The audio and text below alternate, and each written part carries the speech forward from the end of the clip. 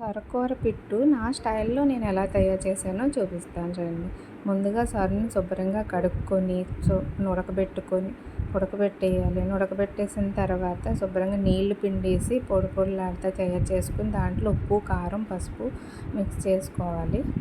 ఇలా పిట్టులాగా కలిపేసుకున్నాం కదండి. ఇప్పుడు ఇందులో నేనైతే ముందుగానే ఉల్లిపాయలు, పచ్చిమిరపకాయలు, కరివేపాకు, కొత్తిమీరని వేసి మసాలా వేసి ఉల్లిపాయలు అయితే వేపేసానండి. ఇప్పుడు ఈ పిట్టులా తయారు చేసుకున్నది అందులో వేసేసి ఒక 5 నిమిషాలు మూత పెట్టి మధ్య మధ్యలో బాగా కలుపుకుంటూ ఉండాలి.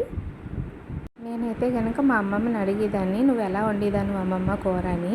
మా అమ్మమ్మ అయితే దాకలో నీళ్ళు వేసి గుడ్డ కట్టేసి ఆయికుడుంకి కట్టినట్టు కట్టేసి దాని మీద ఈ సొరచేప ముక్కలు ఎట్టి దాన్ని ఉడికించాక దాన్ని పిలుపులా చేసి అప్పుడు కూర అయితే వండేవారంట.